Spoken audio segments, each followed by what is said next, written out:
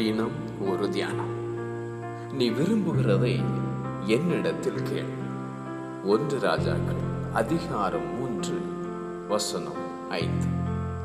ராத்திரியில் சொப்பனத்திலே சாலமோனுக்கு தரிசனமாகும் கர்த்தர், நீ விரும்புகிறதை என்னிடத்தில் கேள்.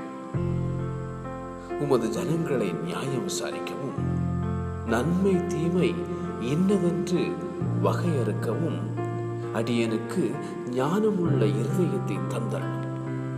சாலமோனின் விண்ணப்பம். அது ஆண்டவருடைய பார்வைக்கு உகந்த விண்ணப்பம். நீடித்த நாட்களை கேட்கவில்லை, ஐஸ்வர்யத்தை கேட்கவில்லை, சத்துருக்களின் பிராணனையும் கேட்கவில்லை.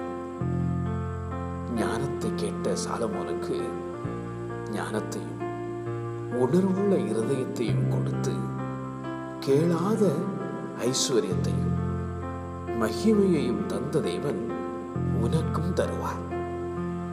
கேட்கிறவன் எவனும் பெற்றுக்கொள்வான். கேளுங்கள் கொடுக்கப்படும் என்றார் இயேசு. நீ விரும்புகிறதை என்னிடத்தில் கேள். நீ விரும்புகிறதை என்னிடத்தில் கேள். ஆமென்.